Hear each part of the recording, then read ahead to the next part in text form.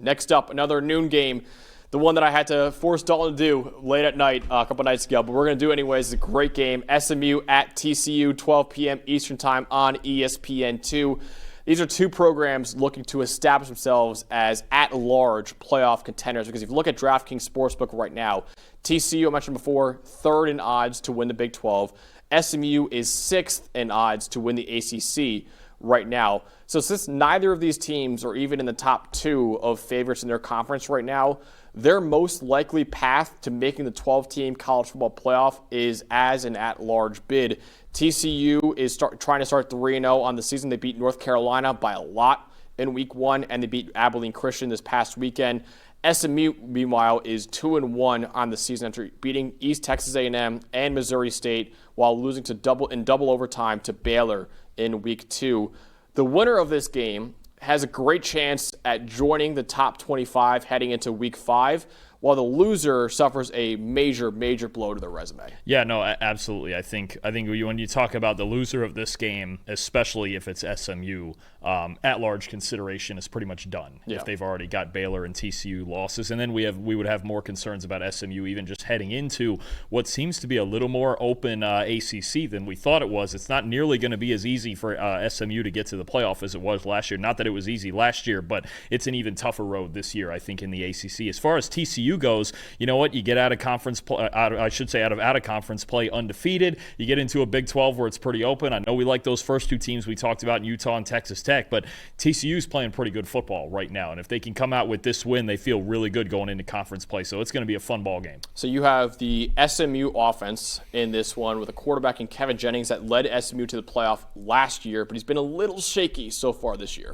He certainly has. And Kevin Jennings is a roller coaster. I think this game comes down to turnovers. Now, big factor in SMU winning this matchup last year was the fact that they won the turnover battle 5-1. Okay, they turned TCU over 5 times. Kevin Jennings actually in that game was about as conservative as I've ever seen him. He had the lowest average depth of target that he had in any game last season. It was really conservative. They ran the ball. I believe SMU scored 3 non-offensive touchdowns en route to 66 points. So I think TCU made a boatload of mistakes. Not that SMU, they certainly earned it. You score 66 points on anybody, you earned it. But the biggest factor is that they didn't turn the ball over, and TCU turned it over 5 times. Now, Kevin Jennings, absolute roller coaster, maybe the biggest roller coaster in college football right now, and a big stat that sticks out for me over his past 10 games, 20 turnover-worthy plays. Kevin Jennings, look, he can make plays outside the pocket. 5th in the nation in big-time throws. 2nd in turnover-worthy plays. 15 of them under pressure. When Kevin Jennings gets late in the play and he gets back there and starts improvising, put your seatbelt on because you don't know what's about to happen. It is an absolute roller coaster. It could be the best throw you've ever seen. It could be a turnover-worthy play, an interception. He could run around. He could trip over an official. He could fumble it. You don't know once Kevin Jennings breaks the pocket what in the world's going to happen.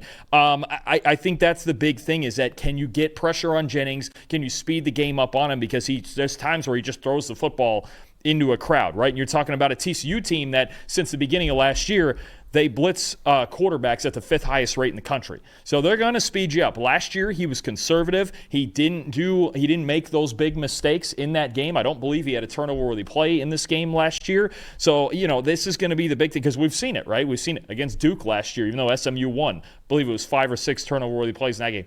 The Penn State game got away from him. The Baylor game a couple weeks ago, just absolutely all over the place at times. I just think with Kevin Jennings, you're getting about as high variance a quarterback as you could possibly get. So, what you don't want if you're SMU, you don't want to turn around this year after winning the turnover battle 5-1 last year. You don't want to lose it in that manner this year. I think TCU, they need to be more aggressive in this matchup than they were last year. They need to force Jennings into mistakes, and then he leaves the door wide open for you to win a football game, just like he did against Baylor. Definitely. I'm looking at the other side, the other quarterback in this game too, Josh Hoover, who has been absolutely phenomenal for the Horned Frogs through 2 games so far.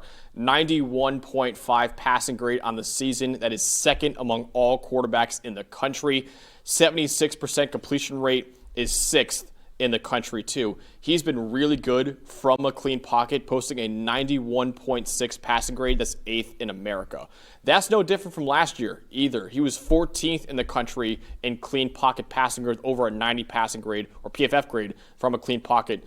He has a top 20 grade under pressure this year at 74.8, but it is a very limited sample size for Josh Hoover. Last year, he had a 56.4 grade against pressure with 1 big-time throw and 8 turnover-worthy plays. So he was a 75 grade against pressure this year. Last year, around a 56 grade under pressure.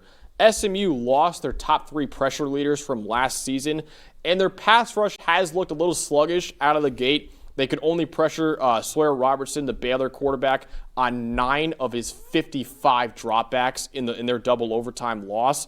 The Horned Frogs, meanwhile, have been really good in pass protection with the 21st best pass blocking grade in all of college football, and they only let up 6 pressures on 37 dropbacks against North Carolina, too. So I'm looking at really, can SMU find any way to get after Josh Hoover? Because if they can't, he's proven right now he is one of the best quarterbacks in the country when you give him a clean pocket. Yeah, no, absolutely. I think to that point, you're looking at a couple of guys on SMU's defensive line that need to have big games. Cam Robertson and Isaiah Smith, their edge players, need to have big games. And the other thing that intrigues me with Hoover in this game, I've talked about in the past how he's been really good throwing the ball down the middle of the field, right? That he was one of the best passers in the middle of the field. This year, that's adjusting a little bit, and you kind of like the way he's throwing the ball outside and towards the numbers. Max, right now, he's got the second best passing grade at or outside the numbers. That's where you want to attack this SMU defense. They've got 2 really good safeties in Isaiah Nwokobia and Ahmad Moses. The corners, not as great. Deuce Harmon and those guys playing decent football this year, but last year throwing to the outside against SMU is what worked the best. Really like the development of the Idaho transfer, Jordan Dwyer, Joe Manjack, the Houston transfer.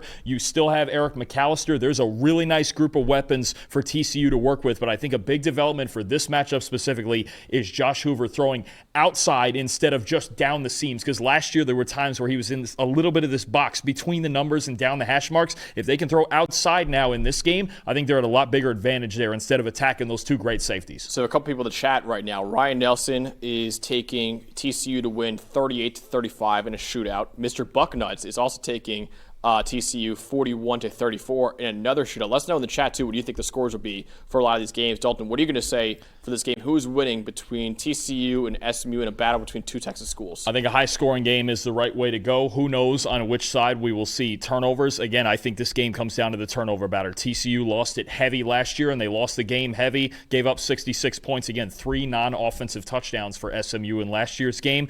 Got to clean up the ball security for Josh Hoover and the Horned Frogs offense. And then the other way, Jennings, it's the same thing because there's warning signs. We've seen this with Kevin Jennings for the last 10 games now. Whoever has the better ball security wins this game. I'm believing right now in Josh Hoover and that group of receivers. I think Jordan Dwyer is really good. He's so far been one of the best transfers in the country. I've got TCU 34-31. I have TCU as well, 31-27. I am worried about the SMU pass rush right now and whether or not they can get after Josh Hoover, because if they can't, I think he could really take advantage of SMU's defense. So I have 31-27, delivering SMU their second loss of the season and really hurting their chances of making it to back-to-back college football playoffs. It's a fantastic noon slate, as Ryan Nelson points out.